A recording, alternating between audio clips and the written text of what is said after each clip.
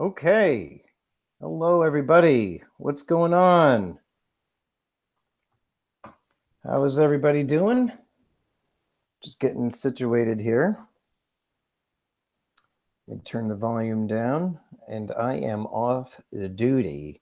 So my helmet just is just hanging there, and just still kind of getting everything situated here. So bear with me.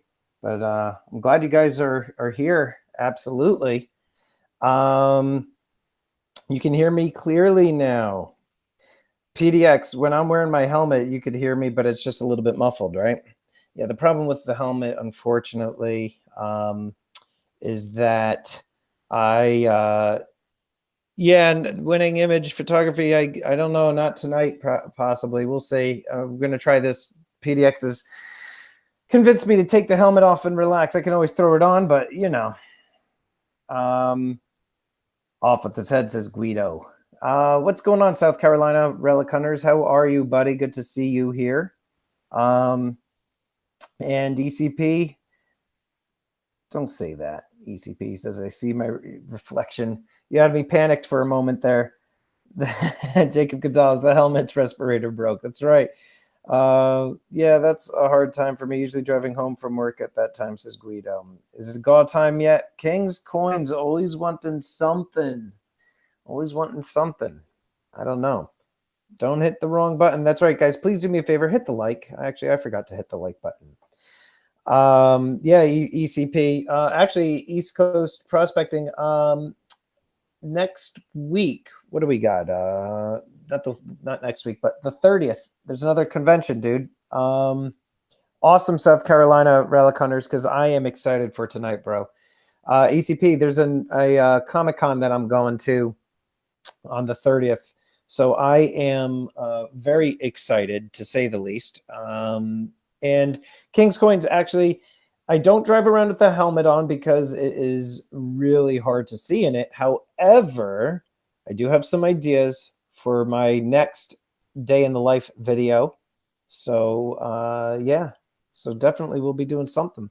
FlatEarthForums.com. What's going on? My new friend, how are you? I just met FlatEarthForums.com. What was that, Flat Earth? Was that last night, bud? Or was that 2 nights ago? Can't remember. Happy to see you here, though. Absolutely. Lee the Nerd is showing up in force. That's fine, Ozzy. Pack away, my friend. What's going on, Don? How are you, buddy? ECP, I need a bodyguard. Yeah, man. Freaking stormtroopers. They have a hard time. Dave's not here. I know. I can't see him. Where is that guy?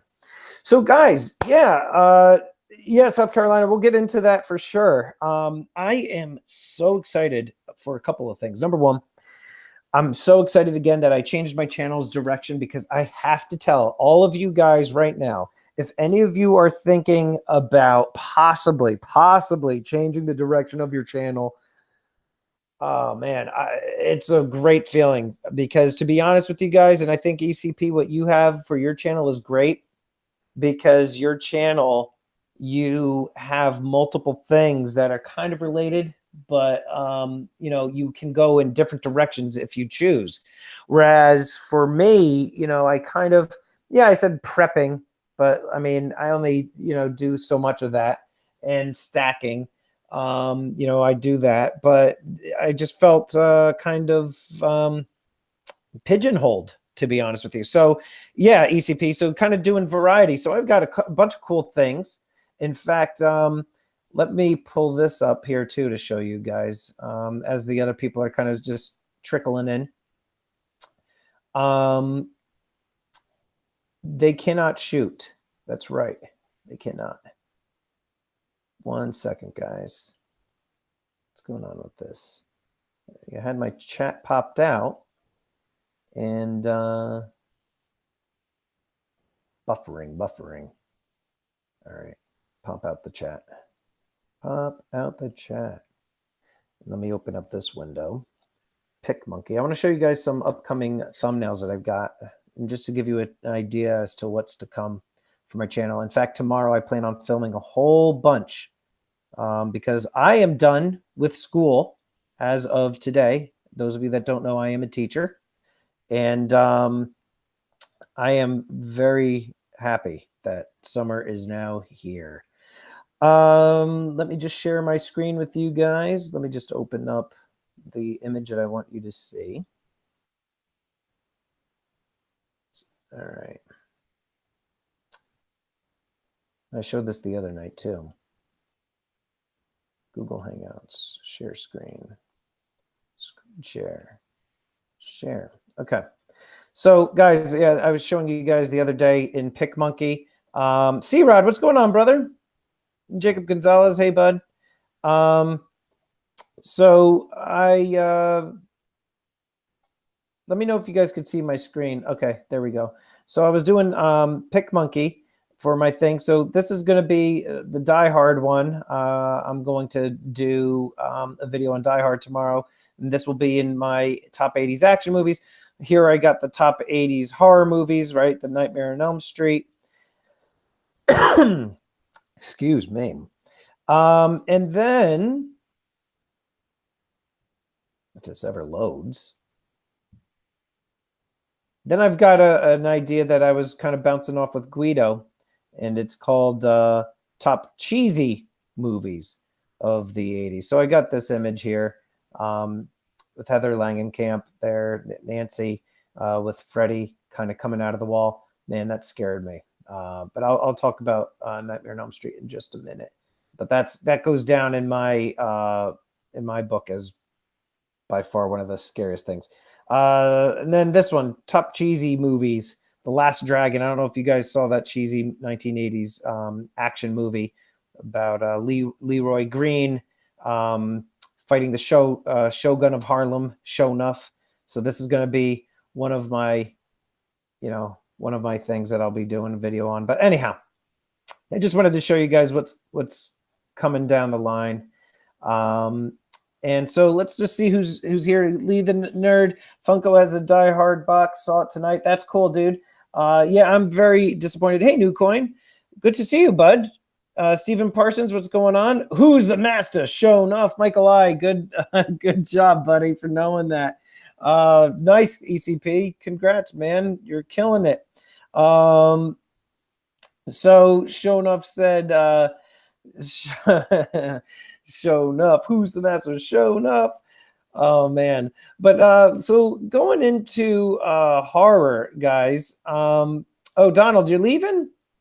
Did he say he was leaving? I'm just kind of catching up to some of the chats there. Okay. So Spaceballs review. Jacob Gonzalez. Actually, I don't know if you saw in my thing there. I came up with this. It's called the Death Star meter. I can't even say it. I have to work on the pronunciation, where it's a ranking between 1 to 5 Death Stars. 5 stars, Death Stars being awesome, 1 Death Star being garbage. So let's talk about horror, shall we? I am going to be doing some videos on the 1980s horrors classics, okay? And to me, what stands out when I think 1980s horror, okay, hands down, what comes to mind for me. Oh, good, Donald. Okay, I thought you said see you, Stormy. I thought you were leaving. Harvey Birdman, Stacker AG. I actually have Killer Clowns in my cheesy category, but we could talk about that too. But the first thing I want to talk about, guys, tonight is Freddy Krueger, Nightmare on Elm Street, and I am curious how many of you in this stream, and to be honest, when Nightmare on Elm Street came out, and I believe that was in 1984, if I'm not mistaken, or 1985, how many of you were scared of it? I'm just curious. Yeah, ECP, Friday 13th is technically the 70s. However, you know, I might make an exception for Jason. But I'm curious. First of all, guys, let's talk about Nightmare on Elm Street, and how many of you were freaked out by Nightmare on Elm Street. You took a nap right after you watched it, Storm. And whether that's true or not, Poltergeist I have written down, Harvey Birdman.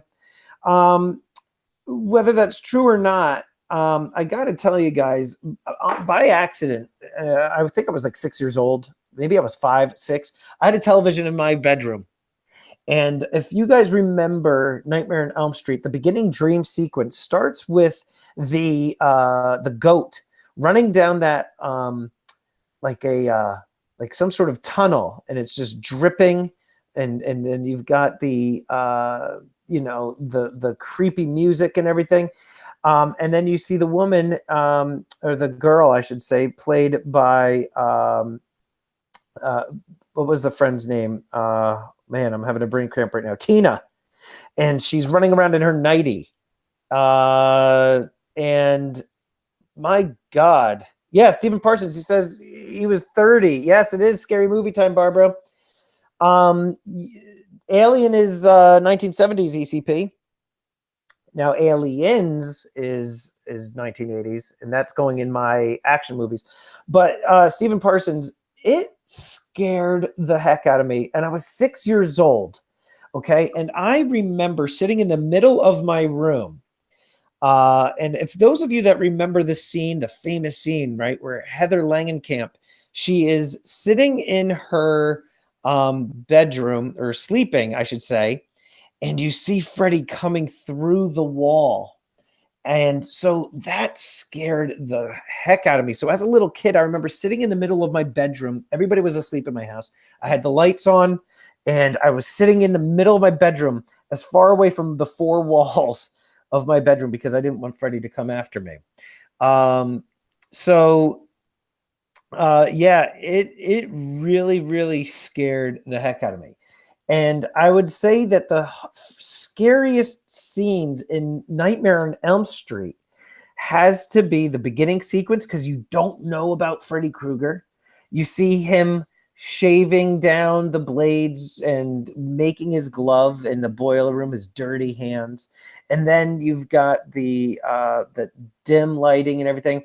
And then the scene where Tina is sleeping and there's the tapping on the window, right? Yes, winning image photography, and that nursery rhyme. Creepy as all heck. But you have Tina sleeping right next to Rod, and there's that tap, and then the tap on the glass, and then she looks out the window, and then the next tap is extra loud and hard, where it kind of cracks the glass a little bit, and then she goes out. And then she's in the alleyway, and then there he is standing at the end of the alleyway. That to me is absolutely horrifying. Absolutely horrifying. Harvey Birdman, Pet Sematary. Yes. And you know what? I'm going to go to Pet Sematary in a moment, because there were things in Pet Sematary that were absolutely horrifying. But those of you that, hey, Mia's Coins, what's going on, my friend? Pumpkinhead, yeah, Rafe, that's more of like a B-rated movie. Pumpkinhead wasn't that scary. That was kind of more action, I guess. I mean, it was a little scary, I suppose, creature feature. But let me ask you guys, how many of you, being that we're talking about Nightmare on Elm Street, and then we will jump over to Pet Sematary, just hold that thought. How many of you were scared of Nightmare on Elm Street? Please put a 1 in the chat. And then I'm going to ask all of you, what was the single scariest scene of Nightmare on Elm Street for you? So mine were when, the tapping on the glass, and then she goes out into the alleyway, and there he is standing at the end of the alley. To me, that's the scariest. Mia's Coins is saying 1. C-Rod saying, yep, Freddy did it for him, scared him. Rafe Ailman, yeah, Mia's Coins. I'm telling you now, Mia, I had 2. The student that gets hit by the semi. Let's go, Doc. Yeah, Harvey, we're going to talk about that. That's Victor Pascal. Oh, man, that movie left an impression on me. We'll talk about that in a minute, Harvey. Hold that thought, buddy. But coming through the bed, says PDX. And for those of you that don't realize, that was Johnny Depp's debut. That when he came out and pulled Johnny Depp down into the bed, and then all of that blood just splashing upwards. Yeah, Victor Pascal. And the maggots fell out. Yeah, New Coin, that was a nasty part. Or when he cut his fingers off and it was just squirting that kind of like that greenish blood. But the end of, now let me ask you this too. How many of you in the chat right now have seen it within the last couple of years? I'm sure a lot of you haven't, but I'm just curious how many of you have seen it more recently, because I'm interested to see if it still holds up to this day. I'm curious about your thoughts. And no, Freddie's alive. If you're asking if he passed away. Mia's Coin saying, heck no. SOT Metalworks, what's going on, my new friend? How are you? Good to see you here.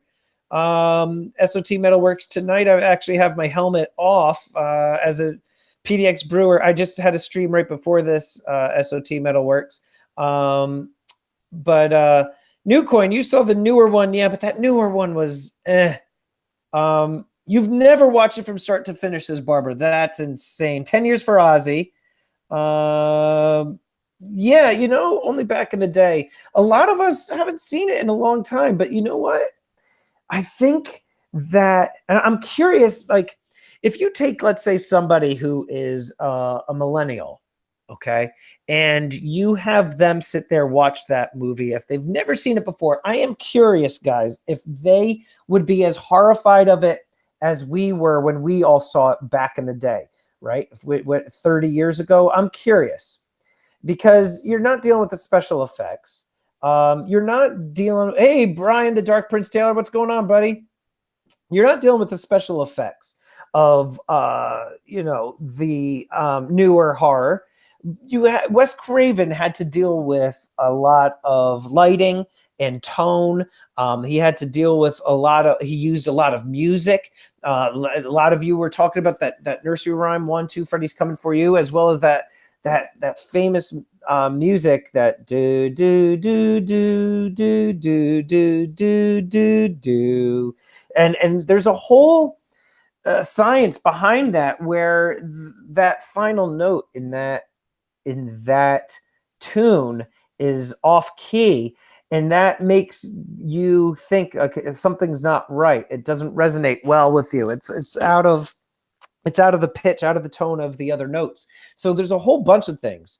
And by the way, also, yeah, Stephen Parsons, that's what I'm wondering. Like, if it is boring to a newer audience. I'm just curious if South Carolina Relic Hunter says they would cry out of boredom, or do you think they would be scared?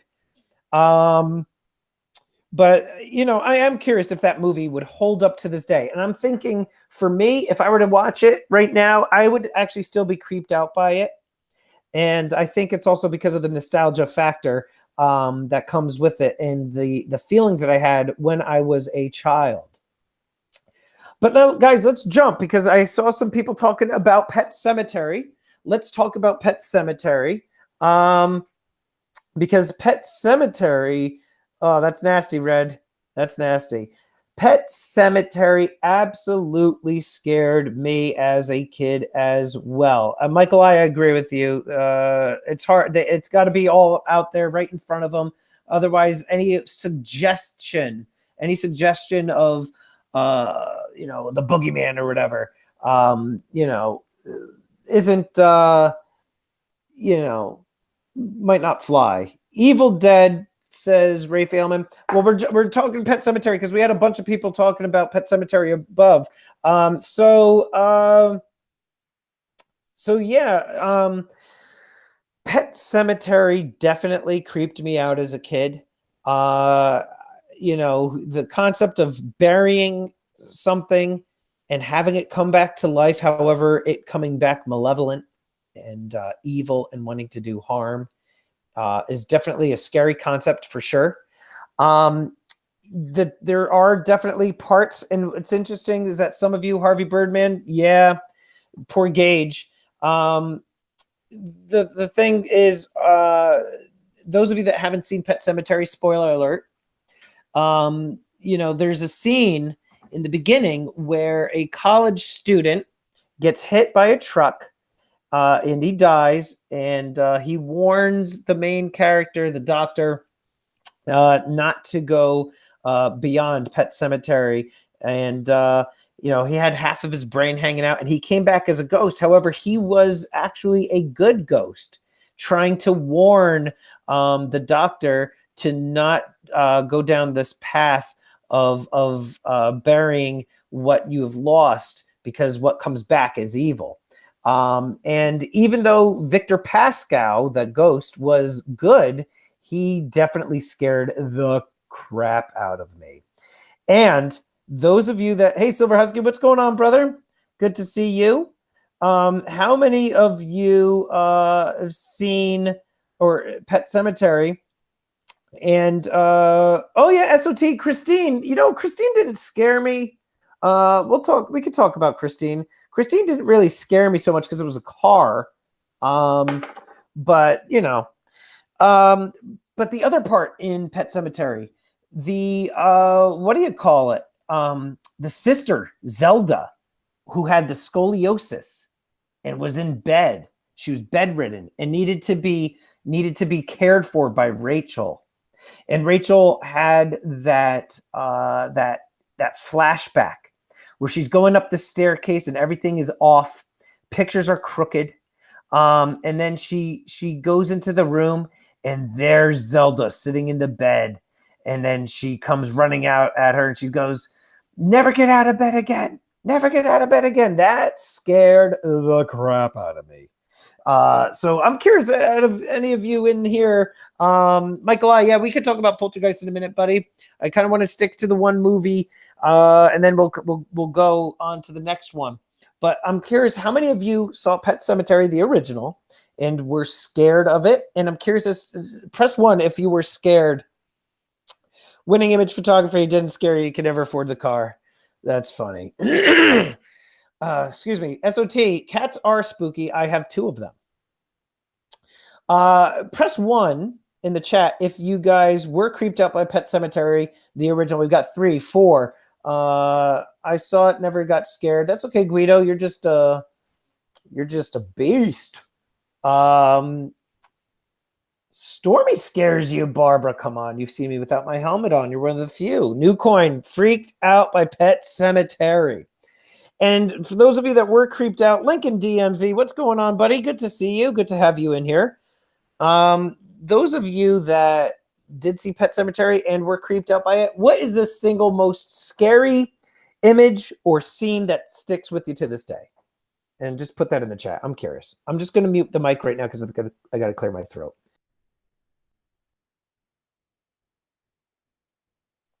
Okay, I'm back. Well, thank you, Barbara. Into the Maze. Saw it when you were young. I read the book too, Stephen Parsons, but just the imagery of Pet Sematary. The second one was awful. And I didn't see, is it safe? Yeah, it's safe, Yank. And the second one was awful. I did not see the remake. I'll wait for that to come. Oh, yes, Michael I. That one does scare the heck out of me, man.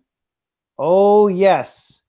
And that is a 80s movie. And you bet your butt I just jotted that down, brother. Thanks for the idea. So anybody in here have any single scene or image that just sticks with you to this day from Pet Sematary that creeped you out? Loved one being tainted into the maze. I agree. That's definitely a scary thought. Let's see. Remembering the Fred Gwynn was Herman Munster. Yeah. And I was sad to see him. He played Judd, Judd, the old neighbor. He ended up getting it. But nobody's really jotting or chatting with the scene that scared them the most. The Stones on the Hill have a place that looks like that near my home. That's creepy. SOT Metalworks. That's creepy. Don't hang out in there. let's now switch gears here then. Okay, you're gonna have bad dreams, Barbara? Nah, just think about Sal slurping that coffee. Hey, greetings, one and all, to the Salivation Nation. Yes, I know, Barb. That was nasty.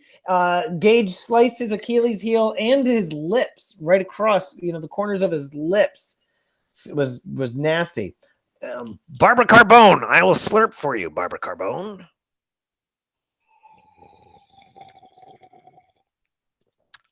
Yes, indeed. All right. Terry Rabideau says, "Shut up, Sal." Yeah, Yankee, we haven't necessarily said what's the scariest because all of us are throwing out different ideas. We just talked about Nightmare on Elm Street and we talked about Pet Sematary.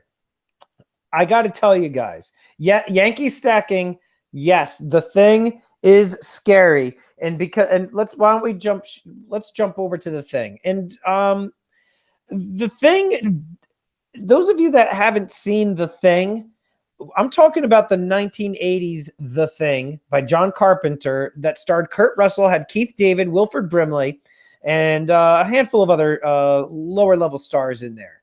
But The Thing was, New Coin, when the wife came back with the one eye, and that was nasty. Harvey Birdman, I did write The Blob down. I've got that one down, but I think I put that down in the cheesy category. 1982 was when The Thing came out. Never Get Out of Bed Again, Guido says. Yes, definitely. That was the creepiest part for sure. But Alabama Mark is here. What's going on? Rafe. Okay. So The Thing's premise is they were up in the Arctic, and it was a military outpost that were up there doing some research, and they come across this husky, and they bring in the husky, and unbeknownst to them, they encounter something that is frozen in the ice that they found at a different camp, a Swedish camp, a little bit a ways from their camp.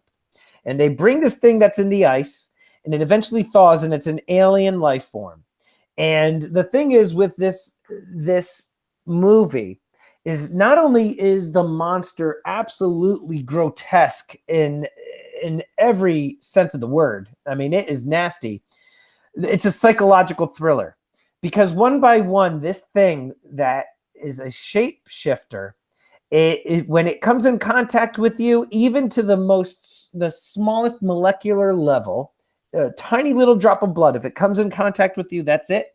You're basically dead, and this thing becomes you, takes your form, and it just starts preying one by one on this outpost.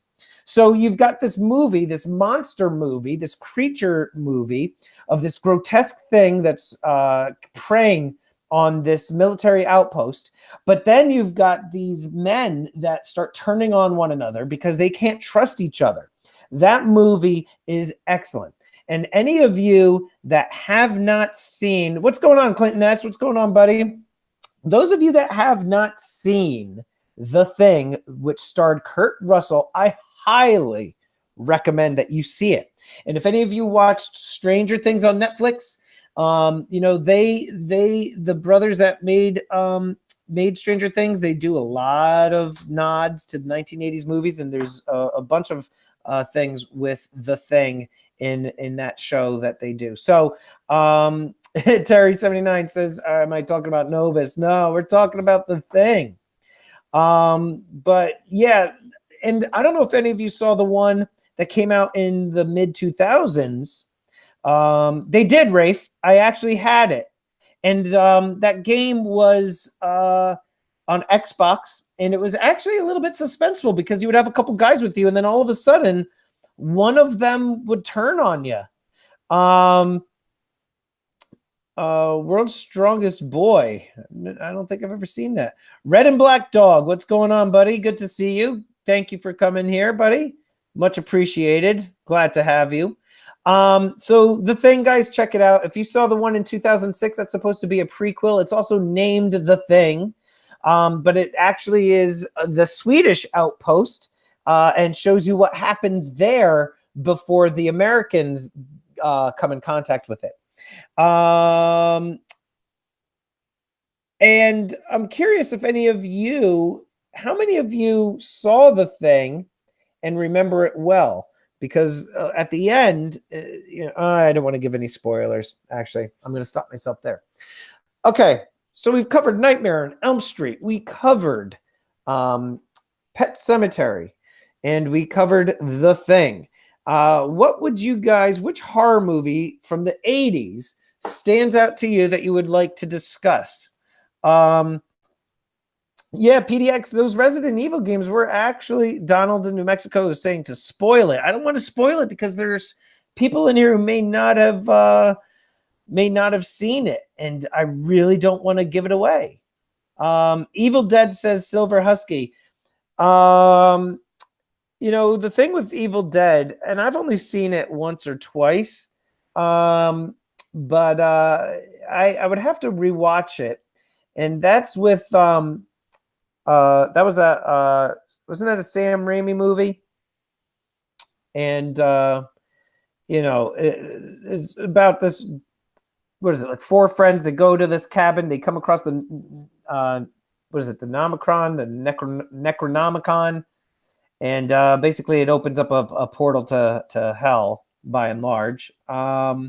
Evil Dead is a comedy, Michael I. I mean, it's goofy, and it's meant to be kind of like a tongue-in-cheek, like over-the-top, ridiculous. It's like a cult classic. The Thing was awesome, such an amazing movie, really awesome effects, especially for its time. Red and Black Dog, totally, absolutely. And Silver Husky, yeah, Evil Dead wasn't scary. It is fun to watch. Yes, Yankee.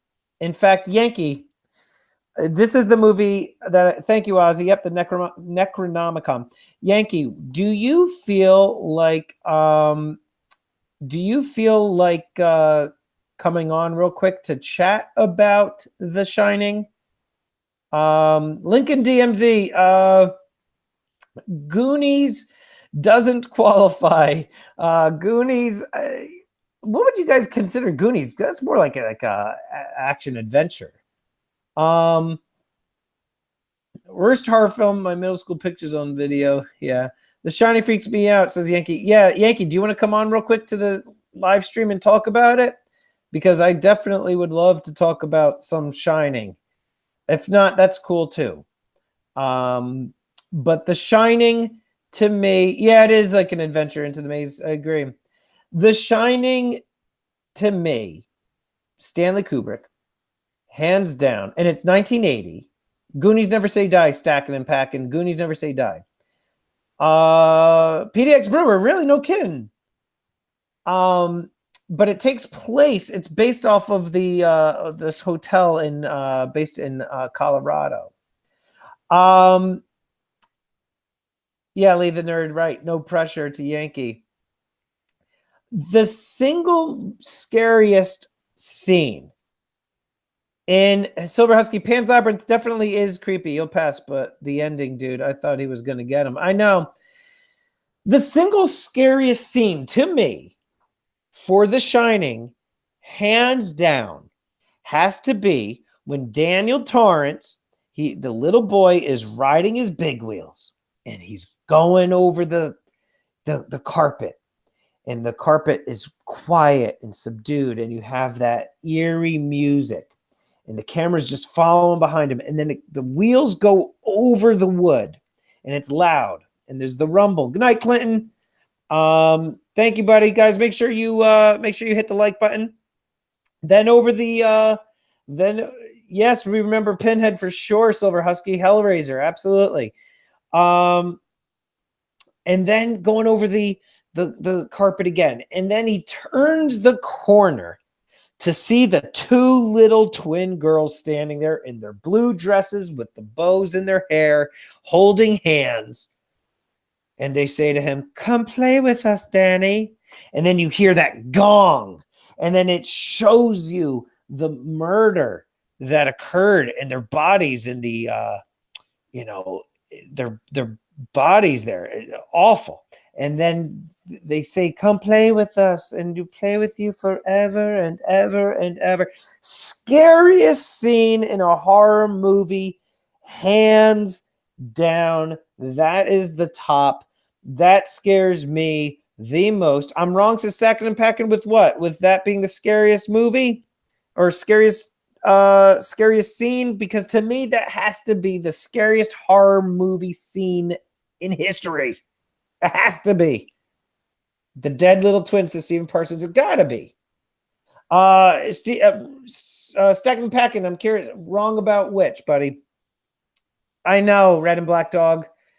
And Red and Black Dog, apparently, though, those two girls were not actually twins. They were a year or two apart. That was like a fun little tidbit for you. Stacking and Packing, I don't know about that. I don't know.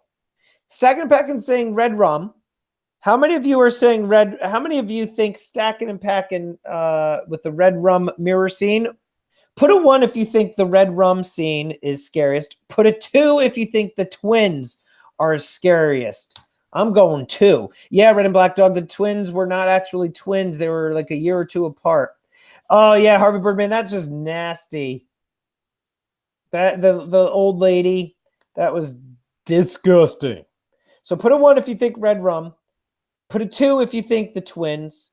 Harvey Birdman saying the old decaying lady. Alabama Mark says that he's got a third scene. Alabama, I'd like for you to put what you think. Here's Johnny, says Michael I. Red rum with the finger freak me out. Hello, Mrs. Torrance. Red rum, red rum, red rum, red rum, red rum. Yeah. That's my that's my imitation. Red rum. So Stacking and Packing says choosing 3. So what do you think then? What got you at the end was Jack was in the picture from the 1930s. Yeah, that new coin. I am with you there. And I got to ask the audience here, because that whole twist at the end, Barbara Nightmares for sure. That twist at the end that he's been there before, that kind of throws me off a little bit. Like, what is that saying? That he's like been reincarnated? That he's been there all, like, that kind of throws me off. But yeah, all work and no play makes Jack a dull boy. 70s, Michael I. Because that's a classic for sure. That definitely is a classic for sure. And even though my Reborn says new coin, okay, that's what I thought. Mr. Torrance is at the bar and he loses his blank. Yes, like Ghost Ship, says Ozzy. Nobody bringing up the decaying old lady. Yeah, no, they did, dude. But I don't know. I mean, she was Puppet Master. Rafe, you're talking like that's like cheesy horror. Puppet Master. I almost want to put that as, because Puppet Master, weren't they like good, if I'm not mistaken? I think they were. Like I just remember the little white guy with the black fedora. These little dolls. Kind of also makes me think of Ghoulies. The hot dead old lady, says New Coin. Want to play a game? You're talking Saw, Tanya Z. What's going on, bud?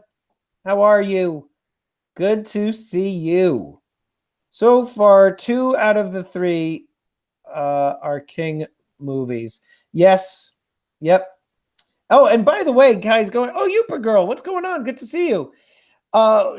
Just so you know, going back to the Nightmare on Elm Street thing real quick, because guys, I love Nightmare on Elm Street. There is an amazing, amazing documentary, which I think you can watch in full on YouTube. And I think it's called Never Sleep Again.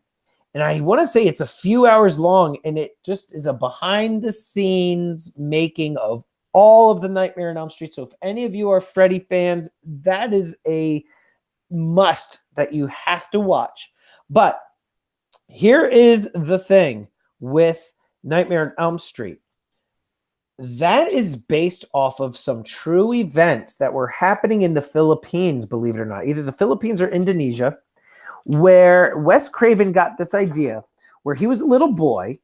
He came up with this as an adult, but as a little boy, he remembered being in his bedroom one night, and he looked out the window and he saw the like a homeless man kind of walking on the sidewalk wearing a fedora, and he looked up at Wes Craven. Wes Craven again was a little boy, and this homeless man that was outside at night looked up at him and smiled at him with this menacing, scary, creepy smile, as if he was taking joy and pleasure in scaring this little kid.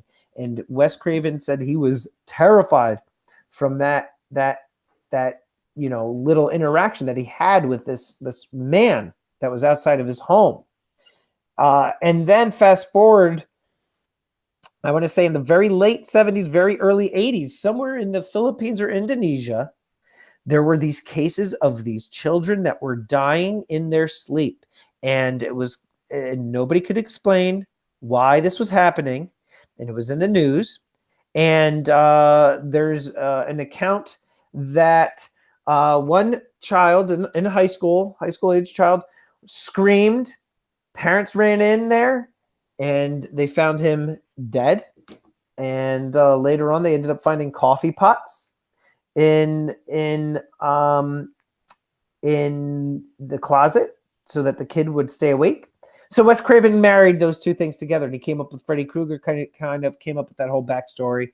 So, Chud, Stacking and Packing. Chud is cheesy 80s. Man, this brings me back to the, what do you call it? This brings me back to the good old days when we had to go to the movie store and rent the stuff. Going back up, Yankee, you made the comment again, one of the best sequels of all time, better than the original Aliens. I agree. Aliens by wasn't that James Cameron that directed it, or was it Ridley Scott that directed the second? I think it was Ridley Scott with the Colonial Marines. That was outstanding. Okay, Stormy, what did the movie Chud stand for? Oh, I knew this. Wasn't it something like Undead Dentist or something like that? Children of the Corn, Rafe. Yeah, I forgot Stacking and Packing. I knew what it was, right? Wasn't he a dentist? Something like Undead Dentist or something like that. Children of the Corn. That didn't really scare me. Let's take a vote, though. Because we talked about The Shining. What horror movie do you guys feel like talking about? Children of the Corn says Rafe. Stump the Stormtrooper. Well, he did with that one. But I think it was something with the Undead Dentist. Especially the found footage indie ones. Yeah, Tony Z, for whatever reason, those found footage ones don't really do it for me. I mean, they kind of make me dizzy, too. Okay, Guido, who just Googled it. Cannibalistic humanoid underground dweller. I said undead dentist. Cannibal humanoid underground dweller. I remember the movie box. I think it was like underneath a manhole, and you saw his eyes kind of and part of his face. Yeah, Return of the Living Dead kind of was creepy too. New Coin. It was a little bit of an action one. Return of the Living Dead. I'm thinking of Dawn of the Dead when they're in the mall. Return of the Living Dead. Which one was that? Because Night of the Living Dead was the original. Then you've got Dawn of the Dead. So Return of the Living Dead, isn't that the one where that was like the first? You had the punk rockers and stuff like that. And it was kind of like goofy humor where like the can rolls off the back and the guys are like grave robbers and they both start getting sick and showing symptoms that they're turning. I just dropped my pen. Have no fear. I got another one. Guido, nope. Stacking. Should I? Should you what? I don't remember asking you. Oh, Stacking and Packing. Did you ever see it? Oh, you're talking about Deliverance? Absentia, never saw it. Shaun of the Dead. Yeah, but that's 2000s comedy PDX. An American Werewolf in London had groundbreaking special effects. The transformation was epic, says Yankee Stacking. Yeah, American Werewolf in London definitely was. And that makes me think of what was the one with the vampire next door? Why am I drawing a blank here? Not Creep Show. What's the one where the guy's a oh, remember Silver Bullet too with Gary Busey and Corey Haim? I'm writing these things down, guys. You're help feeding me ideas. American Werewolf in London is a winner. Fright Night. Thank you, New Coin. Yes, and Michael I. Fright Night. That one was a good one. I loved that one.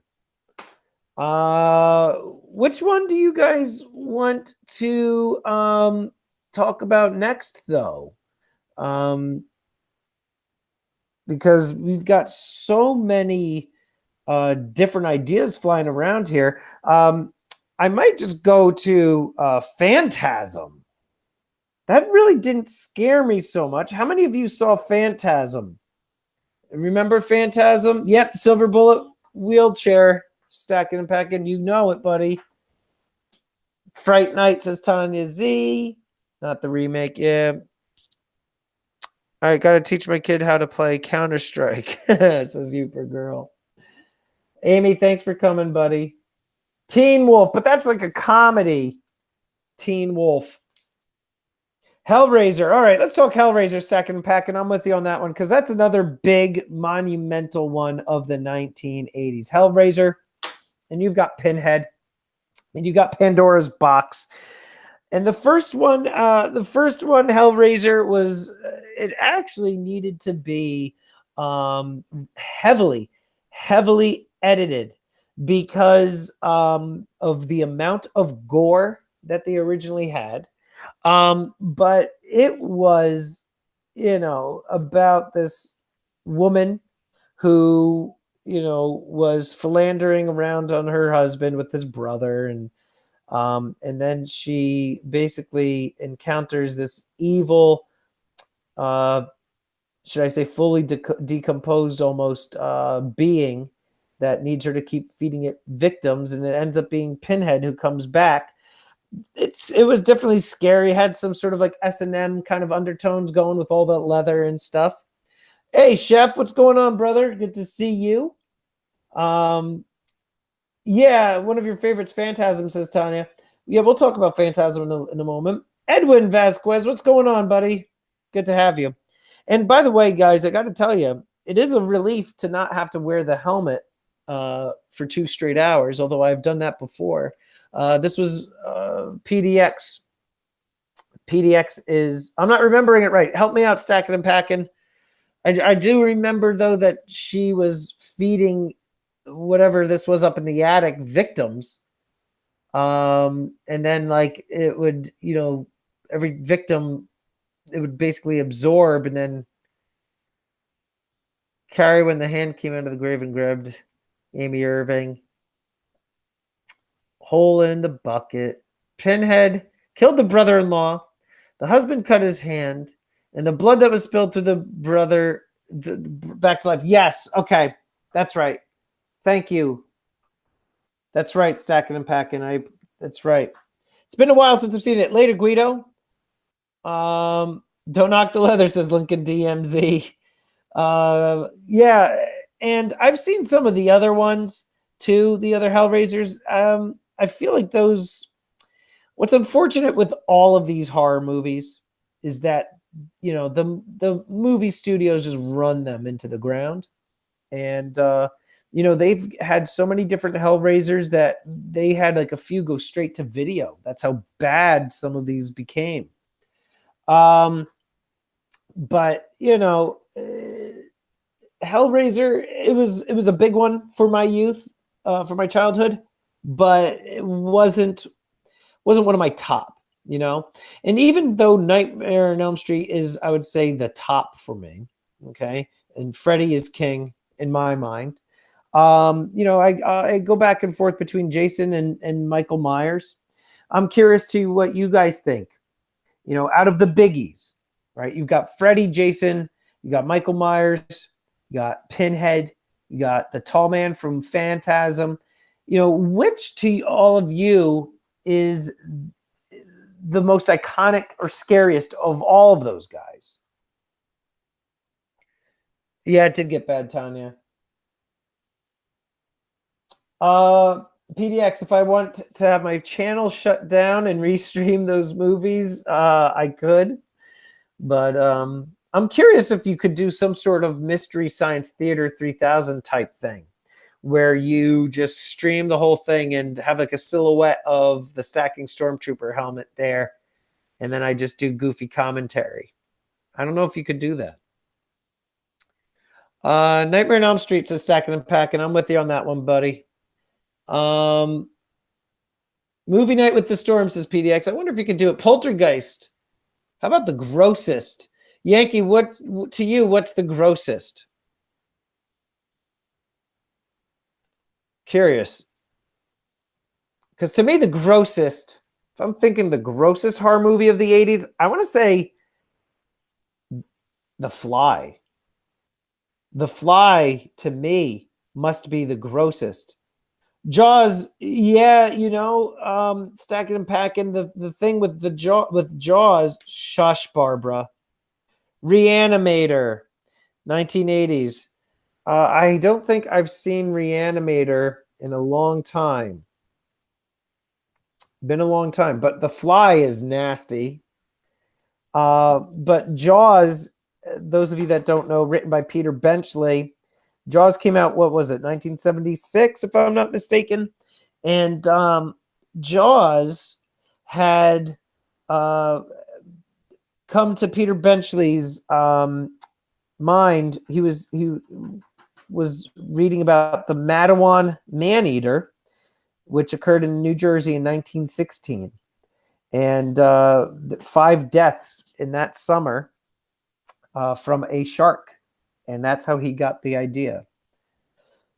Barbara, totally agree. New Coin is almost agreeing with me with The Fly. The Fly is gross, but only the third act. But you said the grossest, Yankee. Yeah, Red and Black Dog, he ends it with the shotgun. But it is Jaws is definitely scary because let's face it. When any of you go into the water, into the ocean, all of you kind of think about it. The Reef, yeah, that is scary, Tanya, and that is based on true events. That is very scary. What is funny is the music became the staple because the fake shark would not work, so they just played the music. Okay, Stacking and Packing, no cheating here. What was the name of the robotic shark? Go.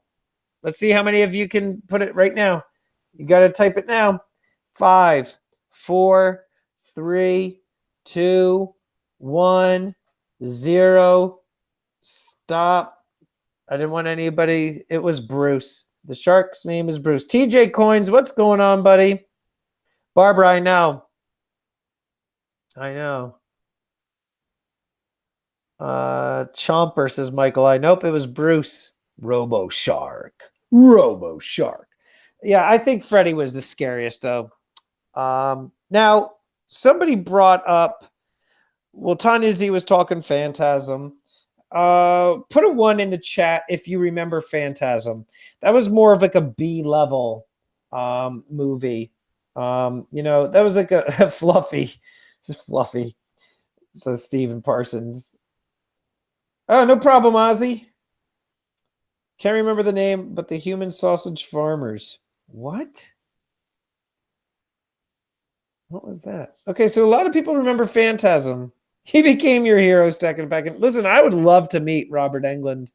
Absolutely. We're talking about Phantasm, Ozzy. Those of you that aren't familiar with Phantasm takes place in a funeral parlor. And there's this guy named the Tall Man. Is this like really, really tall, old guy with like this, I don't even know how to consider his hairstyle, but he's got almost like this bob haircut, if you will, and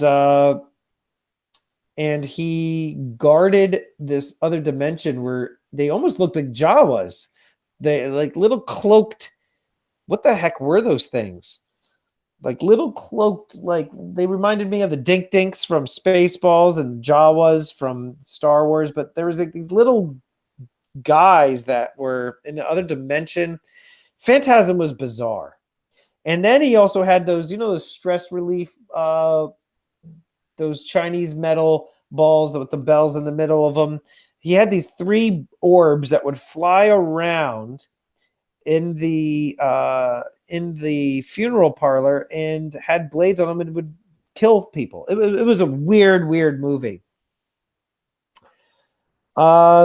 Creep Show, Stacking and Packing. Yes. Now I get Creep Show mixed up with what was the other one that was similar to that? Because you had Creep Show and then there was was it the Tales from the Crypt? But Creep Show, I remember the one where there was like the 4 kids that they go swimming out in the lake, and then there's like that black pool that like melts them when it touches them, and then there was the hitchhiker. He's like, "Thanks for the ride, lady. Thanks for the ride." Ozzy Alchemist says Billy Zane. Billy Zane, that guy hasn't acted in a long time. Poltergeist, says Tanya Z. Tales from the Crypt was the 90s. Yeah, Stacking and Packing. Yeah, you're right.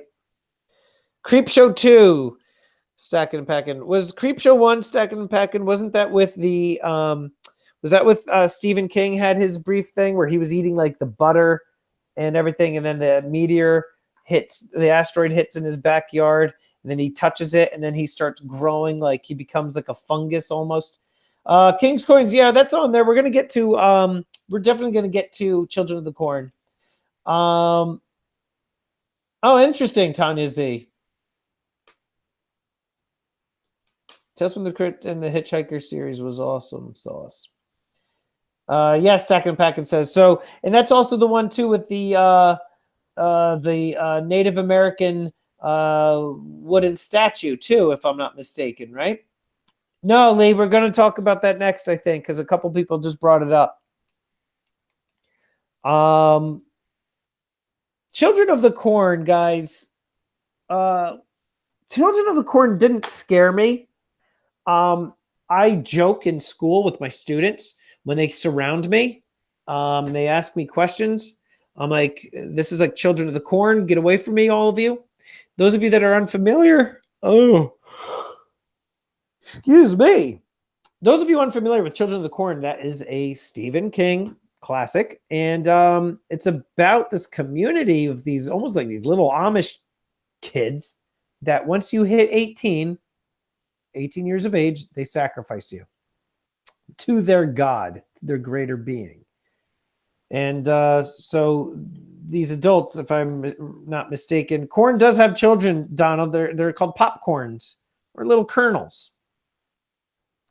Stacking and Packing, you've never seen it. That's interesting because you know a lot about horror. You got to check it out. I don't want to give away too much then Stacking and Packing. It depends. I mean, when they're in an abundance, then they can be a little scary, Stacking and Packing. Malachi. That's right, Tanya Z. Now that I have teenagers, I know how scary they are. Stacking and Packing says, I got a 6-year-old and a 4-year-old, and they're scary. But it's an interesting concept, that this town is all run by children, and it's because they believe that once you hit 18, you needed to be sacrificed. And Children of the Corn didn't scare me. Yes, TJ Coins, I am a teacher. I'm curious, how many of you only made Tanya Z, Children of the Corn only made you want to go visit some cornfields? How many of you were scared of Children of the Corn? Press 1, because I was not. SOT, no, we haven't. That's a good one. The original It. even though that was cheesy and does not hold up today. I tried watching it in anticipation of the new one, and my God, it is bad compared to from what we saw when it was out, made for TV movie. Man, you watch it again, it is bad. Bad, bad, bad. The Fog, yeah, that's not that great in my opinion, Lee. So press a 1, type 1 in the chat if Children of the Corn scared you. 2 if it didn't. I'm going with a 2 because it did not scare me. It was not scary. Children of the Corn didn't scare me at all. Yeah, no, it wasn't scary. I think the concept behind it is like a kind of like a scary concept, but I think the execution just fell flat. All right, Ozzy, that's cool, man. I'm glad you're still listening. Yeah, nobody was scared by Children of the Corn. If I had to rate that on a scale of 1 to 5, I would have to give it like a 2 for my Death Star meter. The book was better than the movie, says Tanya. 3.5, says Red. Little kids are not scary. Never even watched it because of that. Yeah. Now, we talked about Children of the Corn. Although I do live in Corn County, still freak out. Yeah. Frankly, I like suspense more than horror. I like the anticipation of the death and the death itself. Give me a suspenseful Hitchcockian suspense type thriller over voluminous bloody any day. Yankee, have you seen the Babadook?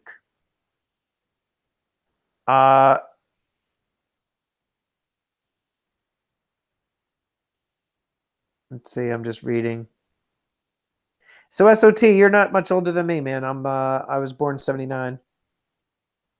Yankee Stacking, do you have Netflix or Amazon Prime? It's called The Babadook, and it's newer, came out a couple years ago. Terry 79 saw it. To me, it was creepy. I don't want to give it away. The Babadook is one of the more recent horror movies that I've seen. Good night, Michael I. It is one of the scarier movies that I've seen in recent time.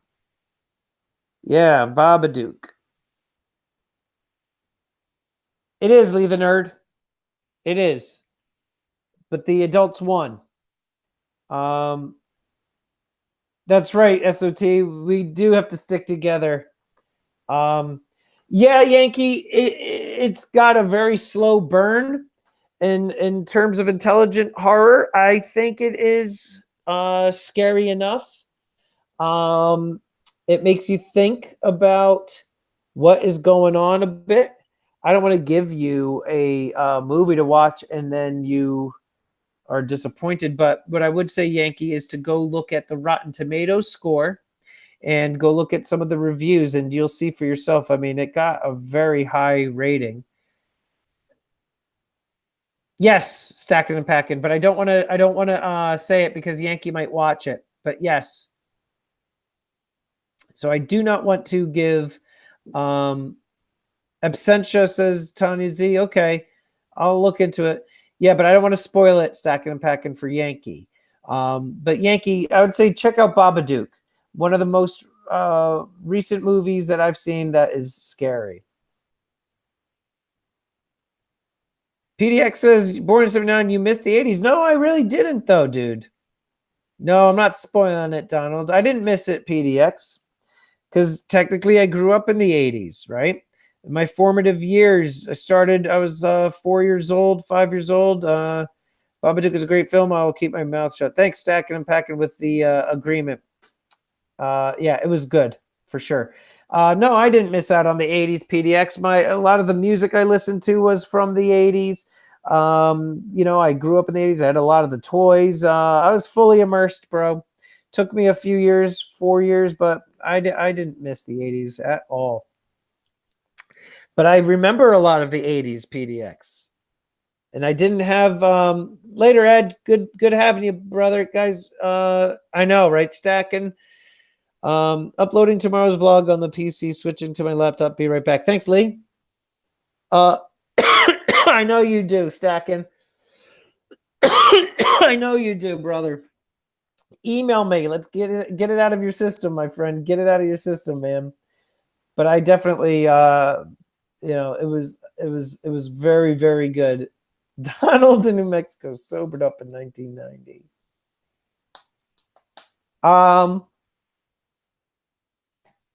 Just looking at my list.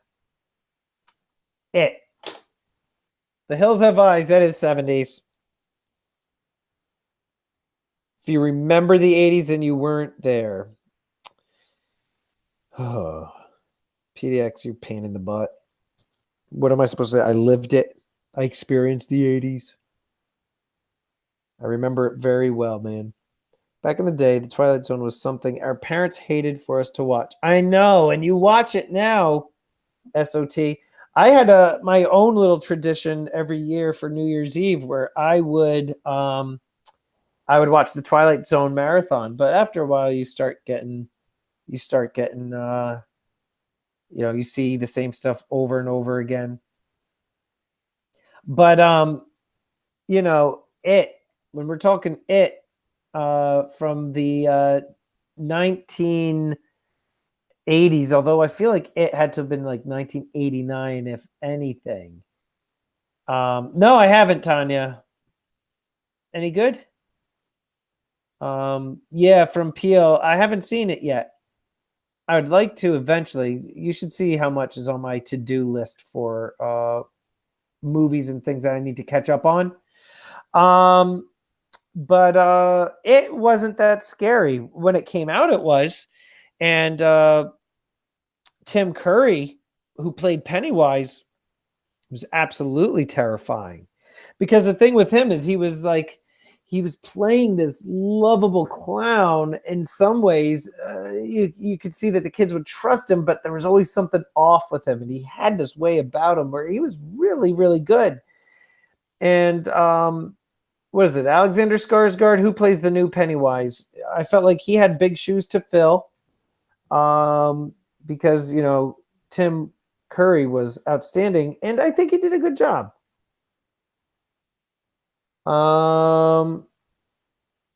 What's funny, SOT, is I have a picture. It was right around Halloween. I had to go to one of those pop-up Halloween stores to get a costume for my son.